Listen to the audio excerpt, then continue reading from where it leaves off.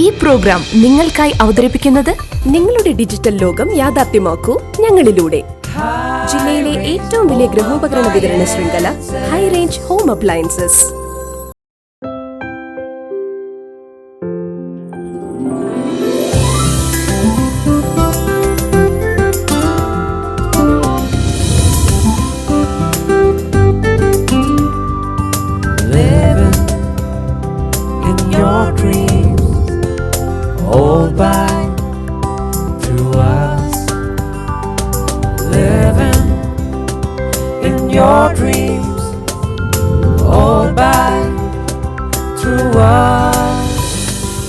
എല്ലാം ഡിജിറ്റൽ ആകുന്നു. നിങ്ങളുടെ ഡിജിറ്റൽ ലോകം യാഥാർത്ഥ്യമാക്കൂ ഞങ്ങളിലൂടെ. ജില്ലയിലെ ഏറ്റവും വലിയ ഗൃഹോപകരണ വിതരണ ശൃംഖല ഹൈ റേഞ്ച് ഹോം അപ്ലയൻസസ്.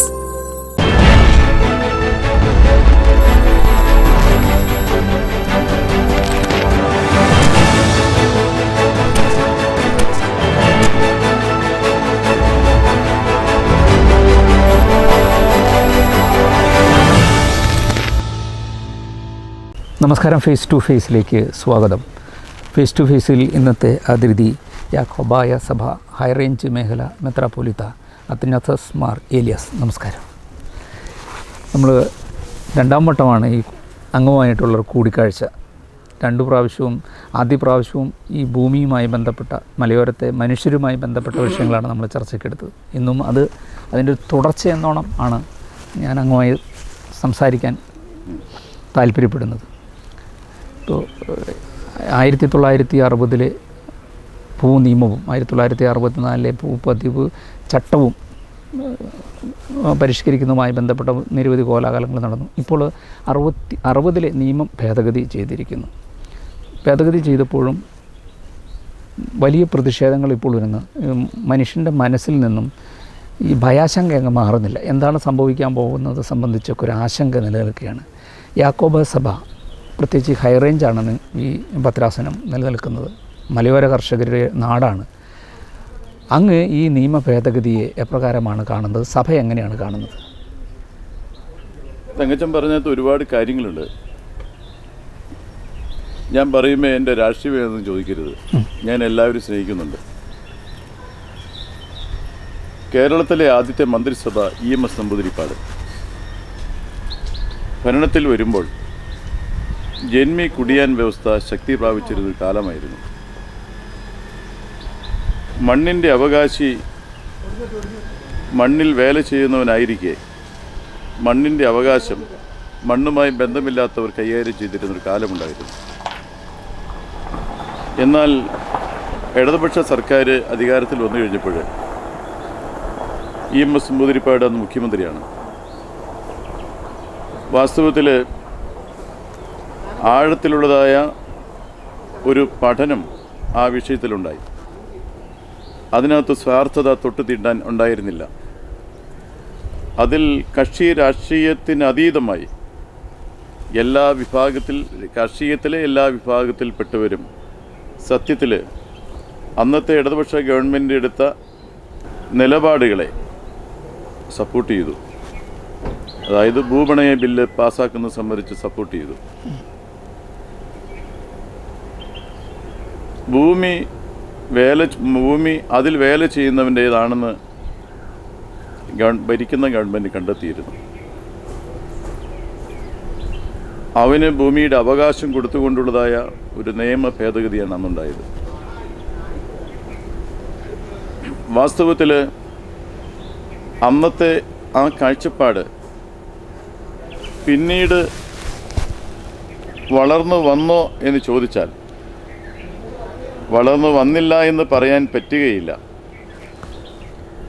എന്നാൽ ഇന്ന് മലയോര പ്രദേശങ്ങളെ ഒഴിവാക്കി നിർത്തി ബാക്കി ഭാഗങ്ങളിലേക്ക് പോകുമ്പോൾ കൃഷിയിടങ്ങൾ പുല്ലുകയറിയും കാട് കയറിയും കിടക്കാണ്. മണ്ണിന് അവകാശിയില്ലാത്തൊരവസ്ഥയിലേക്കാണ് ഇന്ന് വന്നിരിക്കുന്നത്. ആദ്യത്തെ ഗവൺമെൻറ് മണ്ണിൻ്റെ അവകാശിക്ക് ഭൂമി കൊടുക്കണമെന്ന് വാദിച്ചിരുന്നു. ഇന്ന് മണ്ണിന് അവകാശി ഉടമസ്ഥരില്ലാത്ത അവസ്ഥയാണ്. എന്ന് പറഞ്ഞാൽ മണ്ണിൽ വേല ചെയ്യുന്നവൻ ആരോ അവനാണ് മണ്ണിൻ്റെ ഉടമസ്ഥൻ.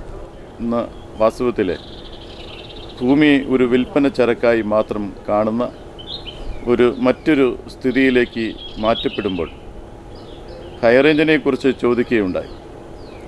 ഹൈറേഞ്ചിൽ വ്യത്യസ്തമായ ഒരു സമീപനമാണ് ഹൈറേഞ്ചിലെ ജനത്തിനുള്ളത്. ഇന്നും നേരം വെളുത്തു കഴിഞ്ഞാൽ അന്തിയോളം മണ്ണിനോട് വേല ചെയ്യുന്നവരാണ് ഹൈറേഞ്ച് ദേശത്തിലെ ആളുകളെന്ന് എനിക്ക് നേരിട്ട് മനസ്സിലാക്കാനായിട്ട് സാധിച്ചിട്ടുണ്ട്. ഏലക്കാടുകളിലും കുരുമുളക് തോട്ടങ്ങളിലും റബ്ബർ വെച്ച് പരീക്ഷിച്ച് അത് വിജയിപ്പിച്ചവരും വിവിധങ്ങളായിരിക്കുന്ന കൃഷി പരീക്ഷിച്ച് അതിനുവേണ്ടി ഏറെ ത്യാഗം സഹിച്ചവരുമാണ്. ഇതുമാത്രവുമല്ല, ഹൈറേഞ്ചിൻ്റെ പല പ്രദേശങ്ങളിലും ചുമ്മാ പച്ചക്കാടുകൾ മാത്രമായിരുന്ന സ്ഥലങ്ങൾ ഇവിടേക്ക് കുടിയേറിയതായ ആളുകൾ നല്ല വൃക്ഷങ്ങൾ വെച്ച് പിടിപ്പിച്ച് അങ്ങനെ മലയുടെ സംരക്ഷണം കർഷകൻ തന്നെ ഏറ്റെടുത്തതായ ചുറ്റുപാടുകൾ മലയിൽ നിൽക്കുന്നുണ്ട്. പക്ഷേ എന്തുകൊണ്ടോ ഉദ്യോഗസ്ഥ വൃന്ദങ്ങൾ ഈ പശ്ചാത്തലങ്ങൾ മനസ്സിലാക്കുന്നില്ല.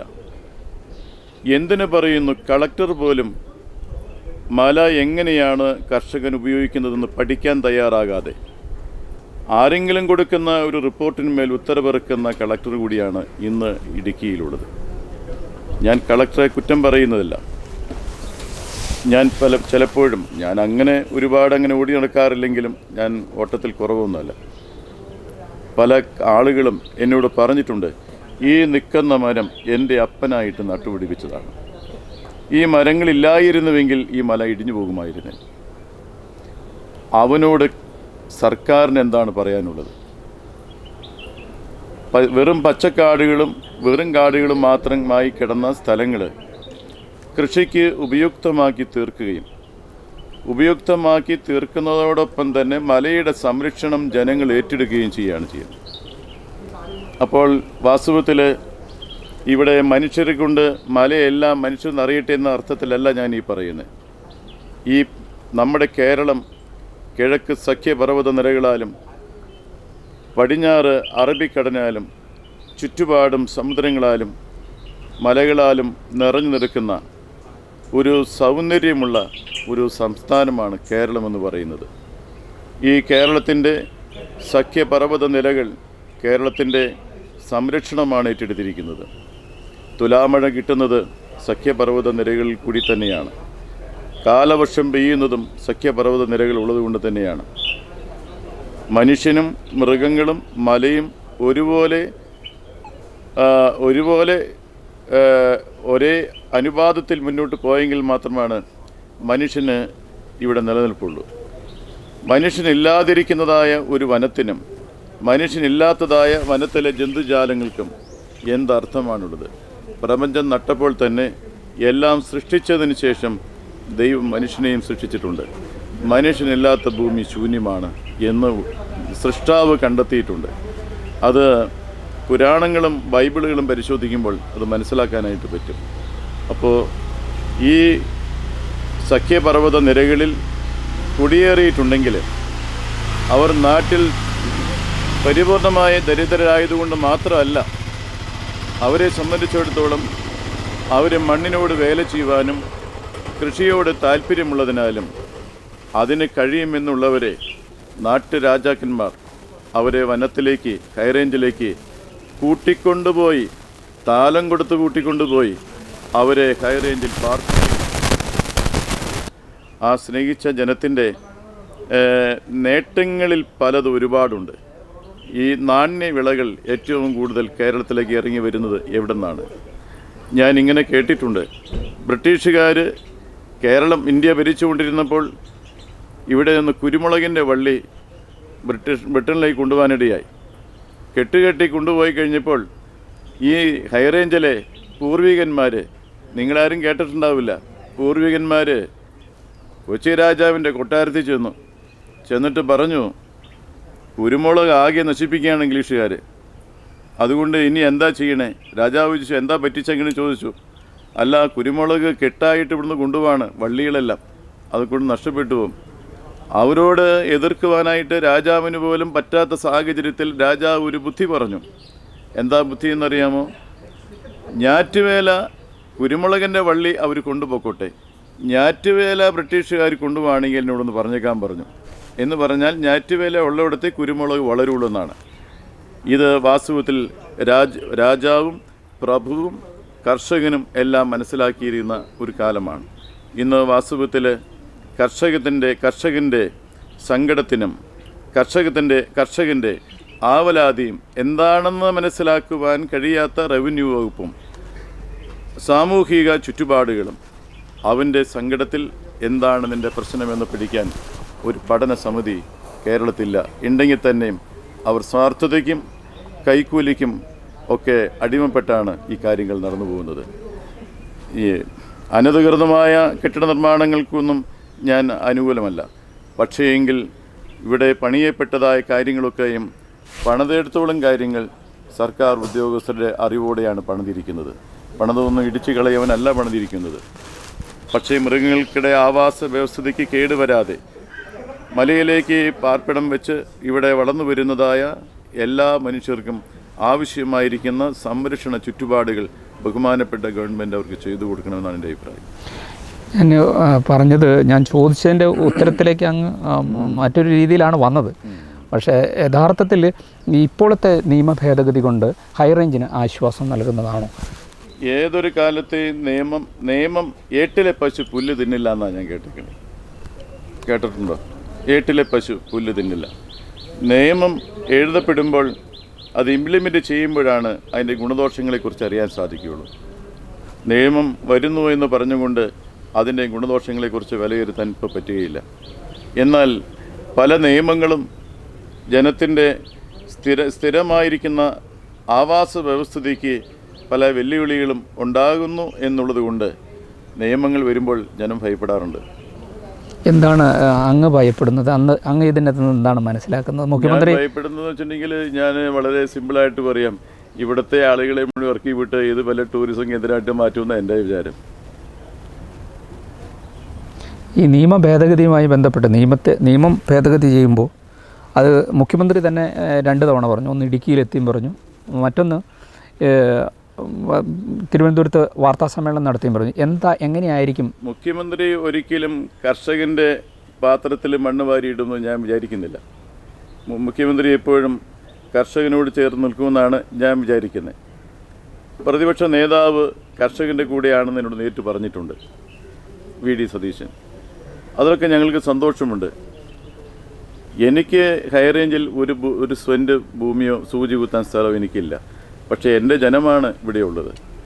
അവരെ സംബന്ധിച്ചിടത്തോളം സർക്കാർ അല്ലെങ്കിൽ ഗവൺമെൻറ് അധികാരികൾ ഓരോ കാര്യങ്ങൾ പറയുമ്പോൾ അതേ നാണയത്തിൽ തന്നെ വെല്ലുവിളികൾ ഉയരുന്നതായ പല നിയമങ്ങളും മാധ്യമങ്ങൾ പൊക്കിക്കൊണ്ടുവരുന്നുണ്ട്. ഇപ്പോൾ തന്നെ ഇത്ര കിലോമീറ്ററിനകത്ത് താമസിക്കാൻ പാടില്ല. അപ്പോൾ താമസം തുടങ്ങിയ ഒരു തലമുറ കഴിഞ്ഞവർ എവിടേക്ക് പോകണം? അതിന് ഉത്തരം പറയാൻ സാധിക്കുമോ തങ്കച്ചന്? ഇതെല്ലാം റോഡിൻ്റെ വളവും പൊളവും അനുസരിച്ചുള്ള കിലോമീറ്ററാണോ? എയർ ഡിസ്റ്റൻസിലല്ല ഈ പറയുന്നത്. അപ്പോൾ അങ്ങനെ വരുമ്പോൾ 1 കിലോമീറ്റർ ചുറ്റളവിനകത്ത് ഒരു തലമുറയും 2 തലമുറയൊക്കെ ജീവിച്ച് കഴിച്ചുകൂട്ടി പോകുന്ന ആളുകൾ എവിടെ പോകണം? നിയമത്തിന് അത് വല്ലതും പറയുന്നുണ്ടോ? നിയമം ആവശ്യമാണ്. നിയമമില്ലാത്തയിടത്ത് ഒരു കാര്യം മുന്നോട്ട് പോവില്ല. പക്ഷേങ്കിൽ നിയമം ആളുകളുടെ തെറ്റിദ്ധാരണ മാറത്തക്ക രീതിയിലുള്ളതായ കാര്യങ്ങളായിരിക്കണം. നിയമം വെച്ചുകൊണ്ട് ഇന്ന് ഗവൺമെൻറ് ഉദ്യോഗസ്ഥർ ജനങ്ങളെ വളരെയധികം കഷ്ടപ്പെടുത്തുന്നുണ്ട്. ഞാൻ ആ നിയമ ഭേദഗതിയുമായി ബന്ധപ്പെട്ട് ഒരു ചോദ്യം കൂടി അങ്ങോട്ട് ചോദിക്കാൻ ഉദ്ദേശിക്കുകയാണ്. അതായത് നിയമ ഭേദഗതി സംബന്ധിച്ച് ഇനി എന്താണ് സംഭവിക്കാൻ പോകുന്നതിന് ശേഷം ലാൻഡ് അസൈൻമെൻറ്റ് ഇവിടെ ഇടുക്കി ജില്ലയിലെ ഒരു 90-95% പട്ടയങ്ങളും ലാൻഡ് അസൈൻമെൻറ്റ് പട്ടയങ്ങൾ 1960 നിയമമനുസരിച്ച് വിതരണം ചെയ്ത പട്ടയമാണ്. ആ പട്ടയത്തിൻ്റെ 64 ഉണ്ടാക്കിയ ചട്ടത്തിൻ്റെ അകത്ത് കൃഷിക്കും വീടിനും എന്നാണ് നിബന്ധന. അതിന് ആ നിയമത്തിന് അല്ലെങ്കിൽ ആ ചട്ടത്തിന് വിരുദ്ധമായിട്ട് പല നിർമ്മാണങ്ങളും ഇടുക്കി അടക്കമുള്ള കേരളത്തിൻ്റെ 14 ജില്ലകളിലും നടന്നിട്ടുണ്ട്. 1960 ശേഷം കേരളത്തിൽ കൊടുത്തിരിക്കുന്ന പട്ടയങ്ങളെല്ലാം ഇതാണ്. അങ്ങനെ ആ വീടിനും കൃഷിക്കും എന്ന് പറഞ്ഞിരുത്ത സ്ഥലത്ത് നമ്മളിവിടെ സ്കൂളുകൾ പണിതു, ആരാധനാലയങ്ങൾ, അമ്പലങ്ങൾ പണിതു, എല്ലാം പണിതു, പാർട്ടി ഓഫീസുകൾ പണിതു, ഓഫീസുകൾ പണിതു, സ്കൂളുകൾ പണിതു. അത് നമ്മുടെ അനിവാര്യതയായിരുന്നു, കാലത്തിൻ്റെ പുരോഗതിക്കനുസരിച്ചുള്ള അനിവാര്യതയായിരുന്നു. ഇപ്പോൾ അത്തരം നിർമ്മാണങ്ങളെ ക്രമവൽക്കരിക്കുക എന്നതാണ് സർക്കാർ നിയമ ഭേദഗതിയിലൂടെ ഉദ്ദേശിക്കുന്നത്. അതിന് 5 തരം നികുതികളെക്കുറിച്ച് പറയുന്നു. അതായത് കേരളത്തിൽ ലാൻഡ് അസൈൻമെൻറ്റ് പട്ടയങ്ങളിൽ ഗൃഹനിർമ്മാണത്തിന് പുറമെ എന്തെങ്കിലുമൊക്കെ നിർമ്മിച്ചിട്ടുണ്ടെങ്കിൽ അത് ക്രമവൽക്കരിക്കുന്നതിനെ സംബന്ധിച്ച് മുഖ്യമന്ത്രി തന്നെ ഒരു തവണ വാർത്താ സമ്മേളനത്തിലും ഇടുക്കിയിലും തന്നെ എന്ന് പറയുന്നു. അതിന് ഗ്രീൻ ടാക്സ്, അതുപോലുള്ള ക്രമവൽക്കരണ ഫീസ്, അങ്ങനെ 5 തരം ഫീസുകളെക്കുറിച്ച് പറയുന്നു. യഥാർത്ഥത്തിൽ മലയോര നിവാസികളായ മനുഷ്യർ ഈ 5 തരത്തിലുള്ള അധിക നികുതി കൊടുത്ത് ജീവിക്കേണ്ടവരാണെന്ന് അങ്ങ് കരുതുന്നുണ്ടോ? അല്ല, അങ്ങനെ ഇന്നിപ്പോൾ കൊച്ചി, തിരുവിതാംകൂർ രാജാക്കന്മാർ ജീവിച്ച് അവരുടെ അണ്ടറിലാണ് ഈ കേരളമെങ്കിൽ ഇത്തരത്തിലുള്ള നികുതി മലയിൽ വരില്ല. കാരണം മല എങ്ങനെ ഉപയോഗിക്കണമെന്ന് അറിയുന്നത് രാജാവിനല്ല, കൃഷിക്കാർക്ക് അറിയുള്ളൂ. അപ്പോൾ നികുതി നല്ലതാണ്, സർക്കാരിൻ്റെ വരുമാന മാർഗമാണ്. ഇതെല്ലാം സമ്മതിക്കുമ്പോൾ തന്നെ വാസ്തവത്തിൽ ഇവിടെ താമസമാക്കുന്നു. എന്നാൽ ഈ മലയുടെ മറ്റ് സൗകര്യങ്ങൾ ലോകാന്തര തലത്തിൽ എത്തിക്കുവാൻ ഇവിടെ പല പുരോഗമനപരമായിരിക്കുന്ന കാര്യങ്ങളും വരേണ്ടതും ആവശ്യമാണ്. അപ്പോൾ വാസ്തവത്തിൽ ഇതിൻ്റെ പുറകിലുള്ളത് ഇന്നിപ്പോൾ പലതരം പട്ടയങ്ങൾ കൊടുത്തതായിട്ട് ഞാൻ കേട്ടിട്ടുണ്ട്. പല പട്ടയങ്ങളും കൊടുത്തിട്ടുണ്ട്. ഇതിലേത് പട്ടയമാണ് ശരിയായിരുന്നത്, ഏത് പട്ടയങ്ങളിലാണ് ആളുകൾ അബദ്ധം പറ്റി വീണിരിക്കുന്നത്, ഇത് ഉദ്യോഗസ്ഥരറിയാതെ പട്ടയം കൊടുക്കുമോ? എനിക്ക് മാധ്യമങ്ങളോട് ചോദിക്കാനുള്ളതാണ്, ഉദ്യോഗസ്ഥരറിയാതെ പട്ടയം കിട്ടുമോ? ഉദ്യോഗസ്ഥർക്ക് ഡയറക്ഷൻ കൊടുക്കാതെ അവരിത് പട്ടയം കൊടുക്കുമോ? അപ്പോൾ വാസ്തവത്തിൽ ആരാണ് പൊതുജനം കഴുത എന്നല്ലേ പറയാൻ പറ്റുള്ളൂ. അതല്ലാതെ വേറെ എന്ത് വാക്കാവുള്ളത്? എന്നും കഴുതകളാക്കപ്പെടുന്നത് പൊതുജനമാണ്. ഉച്ചവരെയും പണിയെടുത്ത് കഴിയുമ്പോൾ നിങ്ങൾ പൊക്കോയത് നിങ്ങളുടെ അല്ല എന്ന് പറഞ്ഞാൽ പണിയെടുത്തോളം സമയവും അല്ലെങ്കിൽ കാലവും ആയുസ്സും ആരാണ് ഉത്തരവാദി? നിയമം മേശപ്പുറത്ത് ചുറ്റുവരുന്ന ആർക്കും ഉണ്ടാക്കാം. പക്ഷേ നിയമം ഉണ്ടാക്കപ്പെടുമ്പോൾ കഷ്ടപ്പെട്ടവൻ്റെ കണ്ണീരുകളും അവൻ്റെ ത്യാഗത്തിനും വില കൂടി കാണേണ്ടിയിരിക്കുന്നു. നിയമങ്ങൾ നല്ലതാണ്, നിയമമില്ലാത്തയിടത്ത് അഴിഞ്ഞാട്ടം വർദ്ധിക്കും. വാസ്തവത്തിൽ ഈ നിയമങ്ങളോടൊപ്പം തന്നെ അധ്വാനിക്കുന്നവൻ്റെ, മണ്ണിൽ വേല ചെയ്യുന്നവൻ്റെ കഷ്ടപ്പാടിനും ഒരു നിയമവ്യവസ്ഥതയുണ്ടാകണം. അവൻ സംരക്ഷിക്കപ്പെടണം. ഈ മറ്റ് പട്ടയങ്ങളില്ലാത്ത നികുതിയെ സംബന്ധിച്ച് അങ്ങേക്ക് എന്താണ് അഭിപ്രായം? മറ്റ് പട്ടയങ്ങളില്ലാത്ത നികുതിയെക്കുറിച്ചുണ്ടെങ്കിൽ അവർക്ക് രാജാക്കന്മാർ താമസിക്കാൻ അവസരം കൊടുത്തിരിക്കുന്നതാണ്. അതിനകത്ത് ഗവൺമെൻറ് എന്തെങ്കിലും തീർപ്പുണ്ടാക്കി അവരെ ഇറക്കി വിടാതെ അവരവിടെ താമസിപ്പിക്കണം. നികുതിയെ യാക്കോബ സഭ തീർച്ചയായിട്ടും കർത്താവ് തന്നെ പറഞ്ഞിരിക്കുന്നത് സീസറിനുള്ളത് സീസറിനും ദൈവത്തിനുള്ളത് ദൈവത്തിനും കൊടുക്കാനാണ് പറഞ്ഞേക്കണേ. ഇത് സുറിയാനി സഭ വന്നതിന് ശേഷമേ ബാക്കി ലോകത്ത് സഭയുണ്ടായിട്ടുള്ളൂ. ആ സഭയാണ് പറയണത് സീസറിനുള്ളത് സീസറിനും കൊടുക്കണം, ദൈവത്തിനുള്ളത് ദൈവത്തിനും കൊടുക്കണം, നീതി കൊടുക്കരുതെന്ന്. അല്ല, ഞാൻ ചോദിച്ചത് അതല്ല. ഞാൻ ചോദിച്ചത് സാധാരണ ഇതിൽ നമ്മളിപ്പോൾ ഒരു കെട്ടിടം നിർമ്മിക്കുമ്പോൾ അതിന് ബിൽഡിംഗ് പറഞ്ഞത് റൂള് ഞാനൊന്ന് പറഞ്ഞത് ഞാൻ അങ്ങ് ഈ നികുതി കൊടുക്കണ്ട എന്ന്, നികുതി കൊടുക്കുന്നത് ഉത്തമമാണ്, അതെല്ലാ സഭകളും എല്ലാ മതവിഭാഗങ്ങളും അംഗീകരിക്കുന്നു. പക്ഷേ മറ്റുള്ളവർക്കില്ലാത്തത് എന്തെങ്കിലും നമ്മെ അടിച്ചേൽപ്പിക്കുന്നുണ്ടെങ്കിൽ, സഹോദര, ഇവിടെ ക്രിസ്ത്യാനികൾ വന്നപ്പോൾ രാജാക്കന്മാർ കരം ഒഴിവാക്കി കൊടുത്തു, നിങ്ങൾ നികുതി കൊടുക്കണ്ട. ഇതെന്തോ ഉത്തരം വരാനുള്ളത്? ഇപ്പോൾ കരം വേണം, അധിക കരം വേണം എന്ന് പറഞ്ഞതിൻ്റെ അഭിപ്രായമാണ് ഞാൻ ചോദിച്ചത്. അധിക കരത്തെക്കുറിച്ച് നമ്മൾ അതിനെക്കുറിച്ച് വാദിക്കേണ്ടത് ആവശ്യമില്ല. രാജ്യം നിലനിൽക്കുന്നത് കരത്തിൽ കൂടിയാണ്, നികുതി പിരിവിൽ കൂടിയാണ്. അത് കൊടുത്തേ പറ്റൂ. പക്ഷേ ഇവിടത്തെ പല മതങ്ങൾക്കും നികുതി ഒഴിവാക്കി സ്ഥലം കൊടുത്തിട്ടുണ്ട് രാജാക്കന്മാർ. നികുതി അടയ്ക്കേണ്ടതായ ഭൂമിയിൽ ഇവിടുത്തെ രാജാവിൻ്റെ പരിധിയിൽപ്പെടുന്ന സ്ഥലങ്ങൾ ധാരാളമുണ്ട്. അതിൽ തന്നെ നികുതിയും ഒഴിവാക്കി കൊടുത്തിട്ടുണ്ട്. ഈ 1964 നികുതി വർദ്ധിപ്പിച്ചിട്ടുണ്ടെങ്കിൽ വർധനമനുസരിച്ച് നികുതി കൊടുക്കണം, അതിന് തർക്കമില്ല. ഞാൻ തിരിച്ചൊരു ചോദ്യങ്ങളും ചോദിക്കുകയാണ്. ഇന്ന് കേരളത്തിൽ എന്തിനാണ് നികുതി ഇല്ലാത്തത്? ഞാൻ ഇരിക്കുന്ന കസേരയ്ക്കും ഞാൻ ധരിച്ചിരിക്കുന്ന വസ്ത്രത്തിനും നികുതി ഞാൻ കൊടുത്തിട്ടുണ്ട്. കാരണം ഞാൻ അറിയാതെ പരോക്ഷ നികുതി എന്നിൽ നിന്ന് എടുത്തിട്ടുണ്ട്. കടക്കാരൻ ആ നികുതികളും ചേർത്തിട്ടാണ് എനിക്ക് തുണി മുറിച്ച് തന്നിട്ടുള്ളത്. ഞാനിരിക്കുന്ന കസേരയ്ക്ക് അതിൻ്റെ ടാക്സും കൂടിയും വെച്ചിട്ടാണ് കടക്കാരൻ ബില്ലെഴുതിയിട്ടുള്ളത്. അതിന് നികുതി ഞാൻ അറിയാതെ കടക്കാരനെടുത്ത് ഗവൺമെൻറ്റിലേക്ക് അടച്ചിട്ടുണ്ട്. അതൊരു കോമൺ ലോയാണ് അങ്ങ് പറഞ്ഞത്. ഞാൻ പറഞ്ഞു കോമൺ ലോ എന്നല്ല. അല്ല ഞാൻ ഉദ്ദേശിച്ചത് അല്ല തിരുമേനി ഞാൻ തിരിച്ചു വരാം.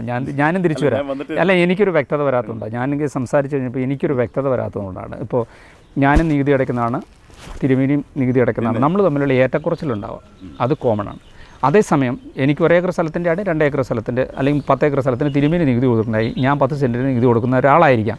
ഞാൻ ചോദിച്ച് ഈ നികുതിക്കപ്പുറം ഇപ്പോൾ ഈ ലാൻഡ് അസൈൻമെൻറ്റ് പട്ടയം എനിക്ക് ലഭിച്ചു എന്നതിൻ്റെ പേരിൽ ഹൈറേഞ്ചിലെ അല്ലെങ്കിൽ മലയോര മേഖലയിൽ ഈ ലാൻഡ് അസൈൻമെൻറ്റ് പട്ടയങ്ങളിൽ പ്രത്യേക നികുതി ഈടാക്കുന്നതും ക്രമവൽക്കരിക്കാനുള്ള ഫീസ് ഈടാക്കുന്നതും നീതിയുക്തമാണോ? ഞാൻ പറയുന്നത് എല്ലാവർക്കും തുല്യ നീതിയിൽ കാണാനായിട്ട് ഭരണാധിപന്മാർക്ക് സാധിക്കും. സംസ്ഥാനത്തൊരു ഏകീകൃത ഭൂ നിയമമല്ലേ വേണ്ടത്? സഭ അതിനാണോ സ്വാഗതം ചെയ്യാത്തത്? സംസ്ഥാനത്ത് ഏകീകൃത നിയമ സംവിധാനം ഉണ്ടാകേണ്ടത് ആവശ്യമാണ്, നല്ലതാണ്. പക്ഷേ എങ്കിൽ ആ ഏകീകൃത നിയമത്തിൻ്റെ ഇടയിൽ ചില ബഹുമാന അംഗീകാരങ്ങളും സർക്കാരിൻ്റെ ഭാഗത്തുനിന്ന് കൊടുത്തിട്ടുണ്ട്. ഇപ്പോഴത്തെ സർക്കാരുകളല്ല, രാജാക്കന്മാരുടെ സർക്കാരുടെ കാലത്ത് ടാക്സ് വ്യവസ്ഥിതി നിലനിൽക്കുന്ന സാഹചര്യത്തിൽ രാജാക്കന്മാരും ബഹുമാന സൂചകമായി അവർക്ക് ചില അംഗീകാരങ്ങൾ കൊടുത്ത് ടാക്സിന് ഒഴിവാക്കിയിട്ടുണ്ട്. പല അമ്പലങ്ങളും പല ദൈവാലയങ്ങളും അതിൽപ്പെടുന്നതാണ്. ചില വ്യക്തികൾക്ക് മാർത്താണ്ഡവർമ്മ രാജാവ് നികുതി ഒഴിവാക്കി ചെമ്പ് തകിടിൽ എഴുതി കൊടുത്തിട്ടുണ്ട്. വളരെ ചെറുപ്പത്തിലെ മാർത്താണ്ഡവർമ്മ രാജാവ് വഴിതെറ്റി ഒരു വീട്ടിൽ ചെന്ന് കയറി രാജാവെന്ന് അറിയില്ലാതെ വന്നു. അവസാനം രാജാവ് തിരിച്ച് കൊട്ടാരത്തിലേക്ക് സംരക്ഷിതനായി അവിടെ എത്തിച്ചു കൊടുത്തു. രാജാവ് ആണെന്ന് അവർക്കറിയില്ല. പട്ടാളത്തെ വിട്ട് അവനെ കൊണ്ടുവരാൻ പറഞ്ഞു. കൊണ്ടുവന്ന് കഴിഞ്ഞപ്പോഴാണ് അവരറിയണേ അത് മാർത്താണ്ഡവർമ്മ രാജാവായിരുന്നു എന്നുള്ളത്. ചോദിച്ചു, നിനക്ക് ഇഷ്ടമുള്ളത് ചോദിച്ചോളാനാണ് പറഞ്ഞു. അവനൊന്നും ചോദിച്ചില്ല. അവൻ്റെ കിടപ്പാട് ഉൾപ്പെടെയുള്ള പ്രദേശങ്ങൾ അവൻ്റെ പേരിൽ കര ഒഴിവാക്കി എഴുതി കൊടുത്തു. ഇത് ചെമ്പതായിട്ട് എഴുതി കൊടുത്തു. അതൊരു ബഹുമാനമാണ്. അപ്പോൾ ആ സമയത്ത് തന്നെ മറ്റെല്ലാവർക്കും കരം കൊടുക്കണമായിരുന്നു. മീശ വയ്ക്കാൻ കരം കൊടുക്കണം, ചെരുപ്പിടാൻ കരം കൊടുക്കണം. പലതിനും കരമുണ്ടായിരുന്ന കാലമുണ്ട്. ഇന്നത്തെക്കാളും കൂടുതൽ കരമുണ്ടായിരുന്നു പണ്ട്. പക്ഷേ ഒരു സ്വതന്ത്ര ഗവൺമെൻറ് വന്നു, സ്വാതന്ത്ര്യം കിട്ടി, ടാക്സിൽ ഏകീകരണമുണ്ടായി, പലതും ഒഴിവാക്കപ്പെട്ടു. സാമൂഹ്യ നീതിക്ക് നിരക്കുന്ന പല ടാക്സ് സംവിധാനങ്ങൾ കൊണ്ടുപോകും. ഇതെല്ലാം നല്ലതാണ്, എല്ലാം ജനത്തിന് വേണ്ടിയാണ്. ഇന്ന് ഇത്രയും ടാക്സ് കൊടുക്കുന്ന മനുഷ്യനെ സർക്കാരിൻ്റെ എന്ത് പരിഗണന കിട്ടുന്നത്? ഉദ്യോഗസ്ഥന് പെൻഷൻ കിട്ടും. ഈ പെൻഷൻ ഇല്ലാത്ത ഒരുപാട് ആളുകൾ ജീവിക്കുന്നുണ്ട് ഇവിടെ. അവൻ ടാക്സ് കൊടുക്കുന്നുണ്ട്.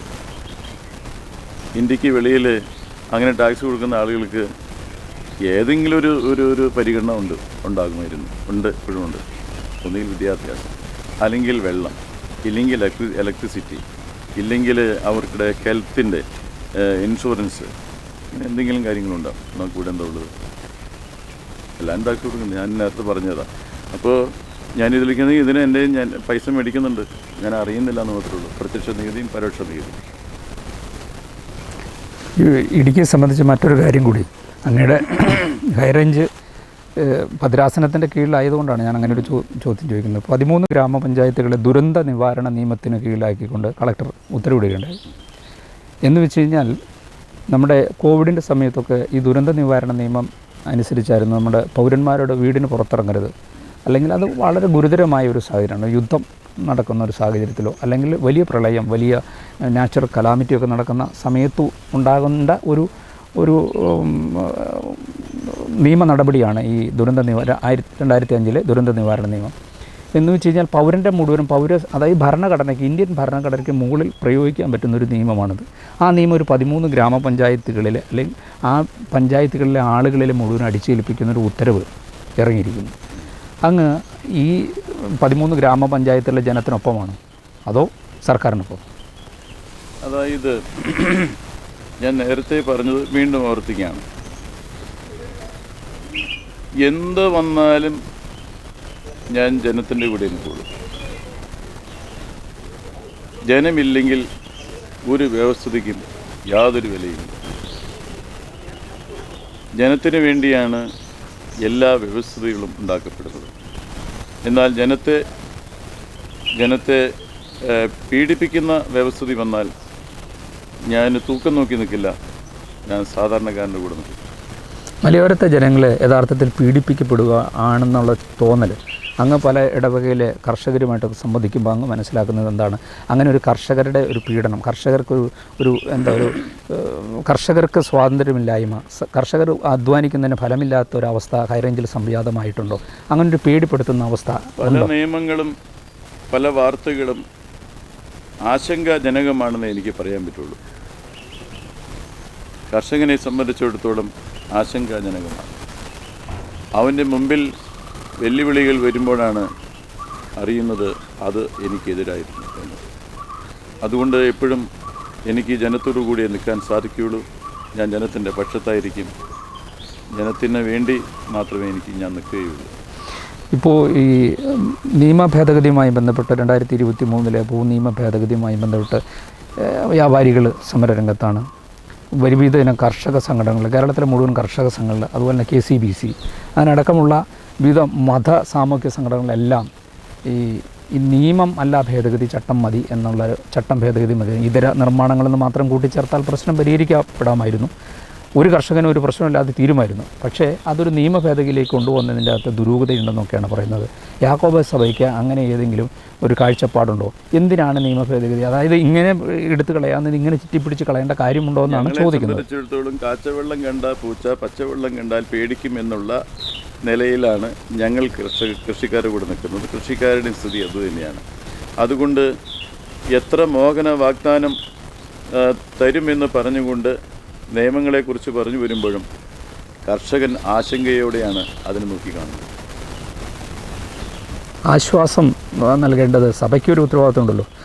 സഭ സാമൂഹ്യ സഭയ്ക്ക് ജനങ്ങൾ കൊടുക്കാവുന്ന സപ്പോർട്ടുകൾക്ക് പരിമിതികളുണ്ട്. അത് സഭ നിലനിൽക്കുന്ന രാജ്യത്തിലെ ഭരണത്തിന് വിധേയപ്പെട്ടേ സഭയ്ക്ക് മുന്നോട്ട് പോകാൻ പറ്റുള്ളൂ. പക്ഷേയെങ്കിൽ ജനമാണ് കോടതി എന്ന് പറയുന്നത്. കോടതിയുടെ കോടതിയാണ് ജനം. ജനത്തിന് വേണ്ടിയാണ് നിയമങ്ങൾ. നിയമത്തിന് വേണ്ടി ജനങ്ങളില്ല.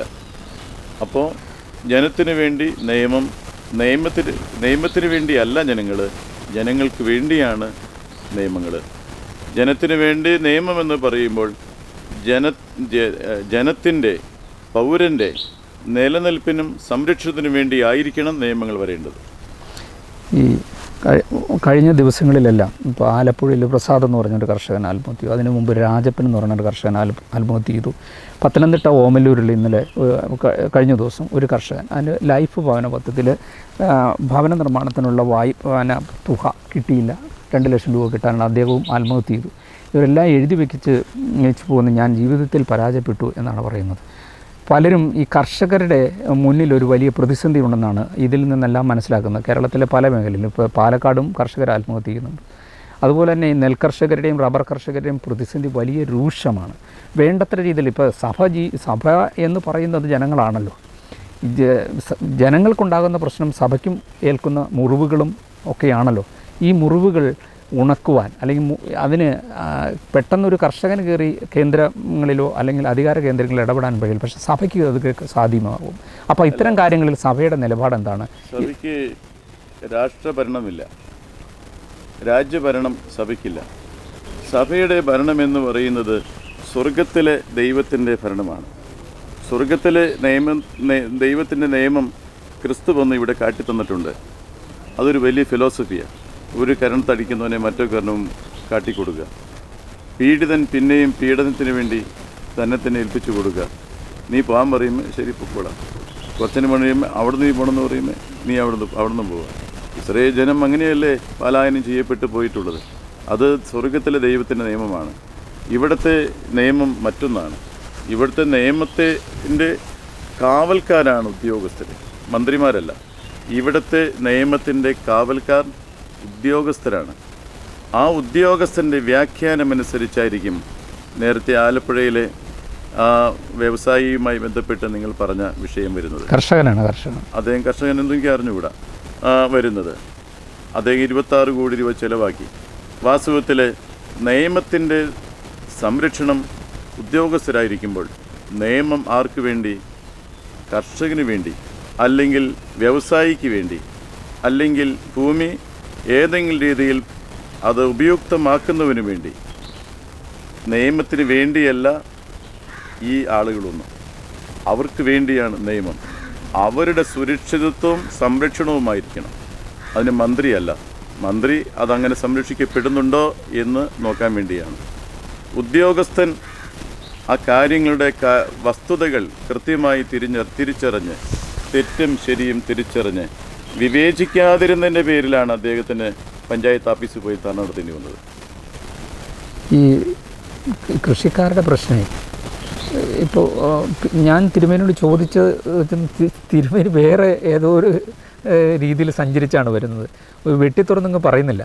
യഥാർത്ഥത്തിൽ വെട്ടിത്തുറന്ന് പറയുന്നില്ലെന്ന് വെച്ചാൽ അങ്ങ് കർഷകരുടെ പക്ഷത്ത് ആണെങ്കിൽ കർഷകരുടെ നിലപാട് അങ്ങേക്ക് സംസാരിക്കാം.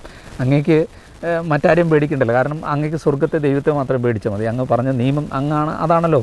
അപ്പോൾ ഞാൻ ചോദിച്ചത്, ഇവിടെ ഈ പട്ടിണിയുടെ വാർത്തകളുണ്ടാകുന്നു. കഴിഞ്ഞ ദിവസം ഇവിടെ 2 അമ്മച്ചിമാർ ഭിക്ഷാടനം നടത്തുന്നു, പെൻഷൻ കിട്ടിയില്ല എന്ന്.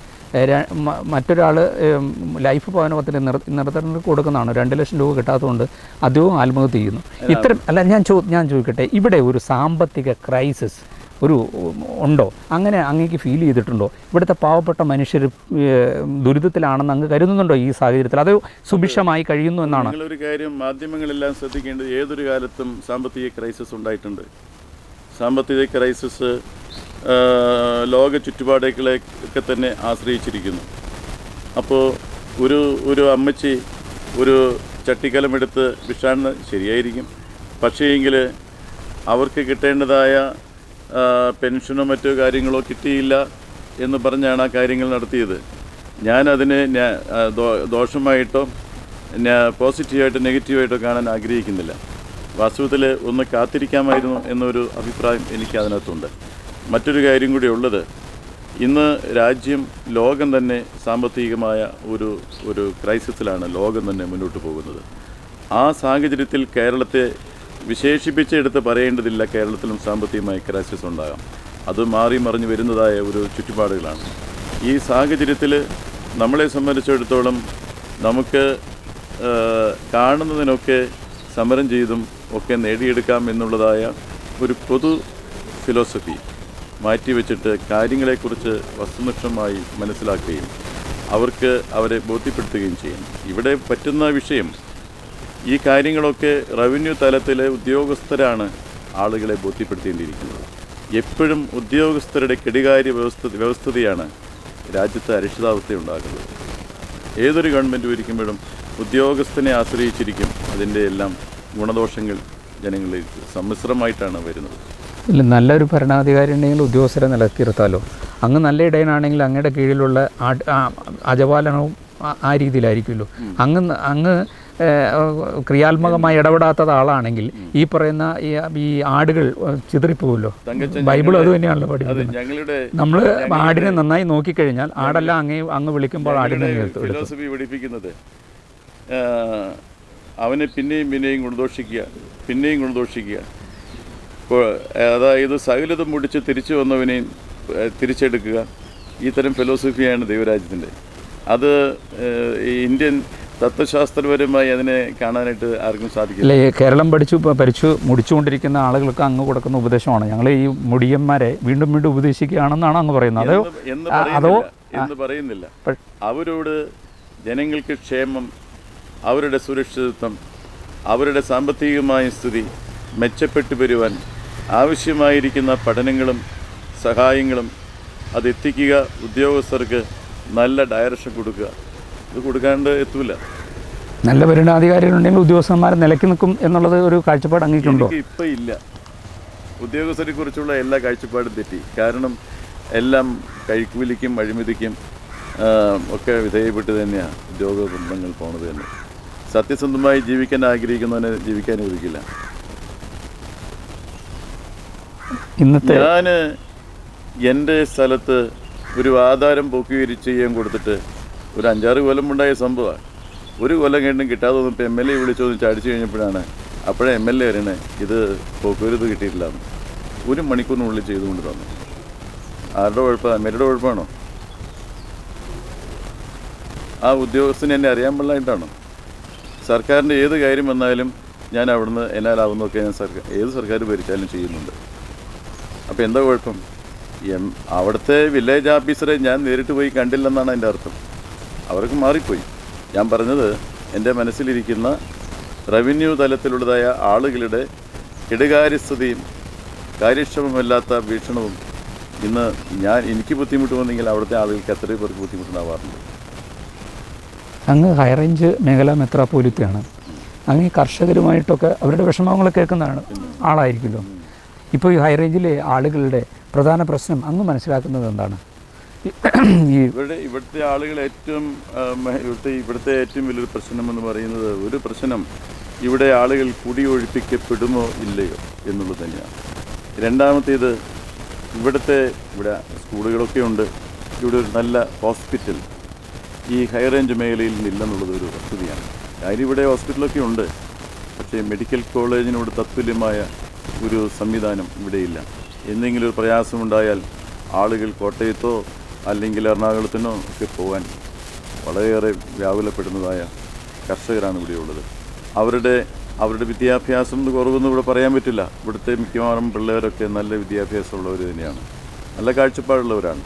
പക്ഷേ അവരുടെ കാഴ്ചപ്പാടുകൾക്ക് വെള്ളമൊഴിച്ചു കൊടുക്കാൻ ഇവിടെ ആളില്ലെന്ന് മാത്രമേ ഉള്ളൂ. ഞങ്ങൾക്ക് വെള്ളമൊഴിച്ചു കൊടുക്കാൻ പരിമിതിയിലുണ്ട്. ഹൈറേഞ്ച് മേഖലയിലെ ഈ ഇടവകളെ ഒന്ന് പരിശോധിക്കുമ്പോൾ വിദ്യാഭ്യാസം ഒരു +2 കഴിഞ്ഞതിന് ശേഷം നമ്മുടെ രാജ്യം വിട്ടു പോയിരിക്കുന്ന ആളുകൾ, രാജ്യം വിട്ടു പോയിരിക്കുന്ന വെച്ചാൽ തൊഴിലന്വേഷിച്ചും വിദ്യാഭ്യാസത്തിനുമായിട്ട് പോയ ആളുകൾ, അത് മാത്രമല്ല അതോടൊപ്പം തന്നെ എല്ലാ സഭകൾക്കും അതിൻ്റെതായതൊരു കണക്കുകളുണ്ടെന്ന് ഞാൻ മനസ്സിലാക്കുന്നത്. ഇപ്പോൾ ഇടവകൾ തന്നെ കൊഴിഞ്ഞു പോകുന്നു പലയിടങ്ങളിലും. ഈ ഹൈറേഞ്ചിൽ ജീവിക്കാൻ പാടില്ല എന്നുള്ള സ്ഥിതിവിശേഷം പല സമൂഹങ്ങളും ഉന്നയിക്കുന്നുണ്ട്. അപ്പോൾ അത്തരത്തിൽ ഒരു യാക്കോബ സഭയിൽ അങ്ങനെ ഒരു മൈഗ്രേഷൻ അങ്ങനെ ഒരു സമീപനം ഉണ്ടായിട്ടുണ്ടോ? അടുത്ത കാലത്തായിട്ട് കൂടുതൽ ആളുകൾ നമുക്കിവിടെ ജോലിയില്ല കൂലിയില്ല എന്ന് പറഞ്ഞ രീതിയിൽ പോകുന്ന ഒരു സംവിധാനം ഉണ്ടല്ലോ, ജോലി അന്വേഷിച്ചൊക്കെ പോകുന്നതായിരിക്കും. അത് ക്രിസ്ത്യൻ ചർച്ചകളിലെല്ലാം ഇങ്ങനെ പഠനവും തൊഴിലും അന്വേഷിച്ച് പോകുന്നവരുടെ എണ്ണം വർദ്ധിച്ചിട്ടുണ്ട്. തർക്കമൊന്നുമില്ല. അതിൻ്റെ കാരണം എന്താണെന്ന് ഞാനല്ല അന്വേഷിക്കേണ്ടത്, കേരളം ഭരിക്കുന്ന ഭരണകർത്താക്കൾ അന്വേഷിക്കണം. എന്താണ് പ്രശ്നം എന്താണ് എന്നുള്ളത്. ഇങ്ങനെ പോകാൻ ഒരുങ്ങുന്ന പഠിതാക്കളുടെ രക്ഷിതാക്കളും കുട്ടികളുമായി ഒരു ഡയറക്റ്റ് ഇൻട്രാക്ഷൻ ആവശ്യമാണ്. നമ്മുടെ കുട്ടികൾക്ക് ഇവിടെ തന്നെ കേരളത്തിൽ തന്നെ മികച്ച വിദ്യാഭ്യാസം കിട്ടുന്നില്ല, മികച്ച ജോലി കിട്ടുന്നില്ല എന്നുള്ളൊരു പരാതിയുണ്ട്. സഭ അങ്ങനെ വീക്ഷിക്കുന്നുണ്ടോ?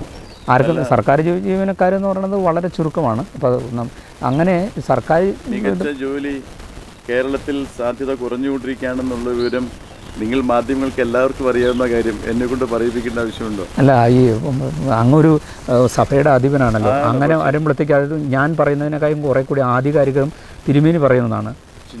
തിരുമേനിയിൽ നിന്ന് അത് കേൾക്കുമ്പോഴാണല്ലോ ജനം മനസ്സിലാക്കി. എന്നെ പോലെ ഒരു സാധാരണ മാധ്യമ പ്രവർത്തനം പറയുന്നതിന് കൂടുതലായി അങ്ങനെ അംഗീകരിക്കണമെന്നില്ലല്ലോ. കേരളത്തിൽ അങ്ങനത്തെ സാധ്യത കുറയുന്നു എന്നുള്ളതായ പരക്കെയുള്ളതായ ഒരു സംഭാഷണം നിലനിൽക്കുന്നുണ്ട്.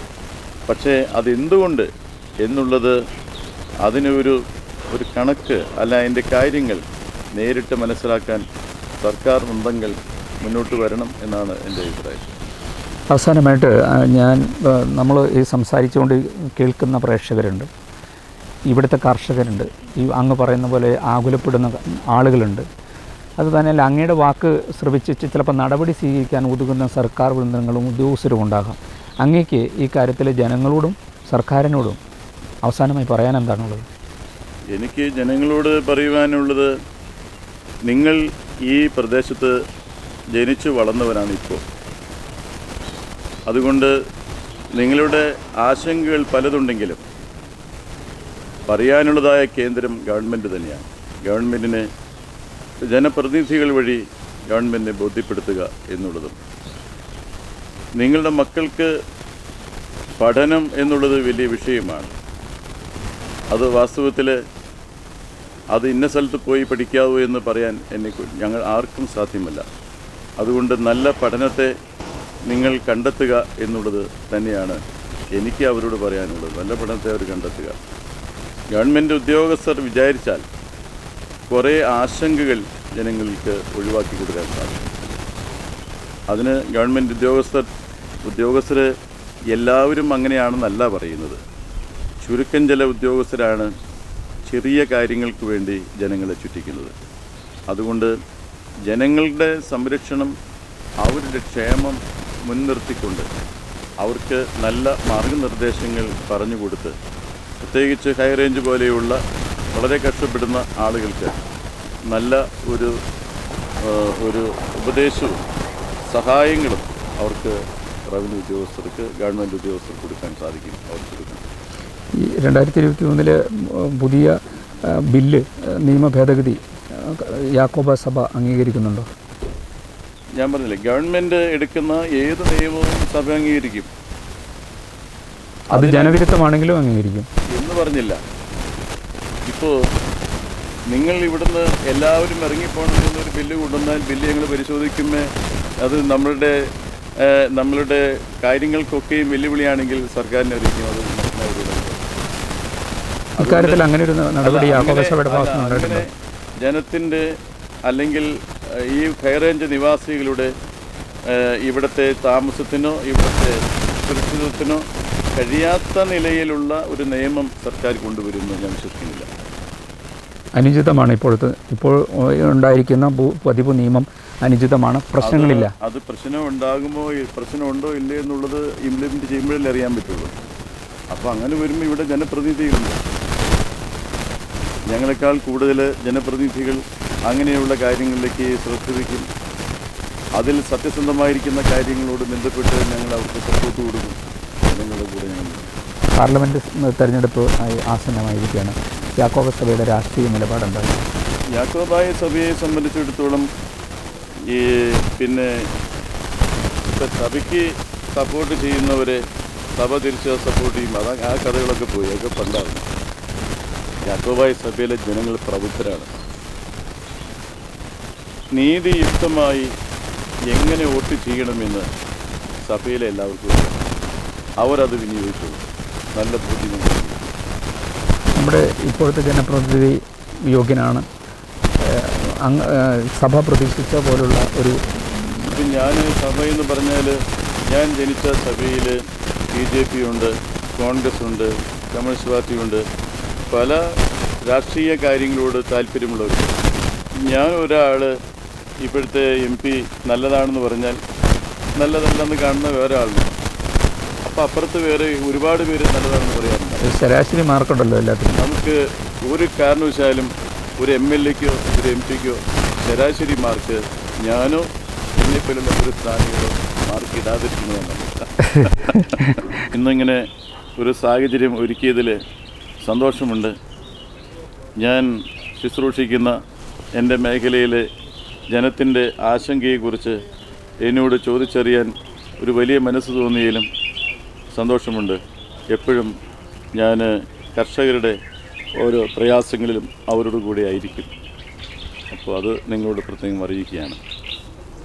ഫേസ് ടു ഫേസിൽ ഇത്രയും നേരം അതിഥിയായി സംസാരിച്ചത് ഹൈ റേഞ്ച് മേഖലാ മെത്രാപ്പോലീത്ത അത്തനോസസ് ഏലിയാസ് തിരുമേനിയാണ്. വളരെയധികം സന്തോഷം.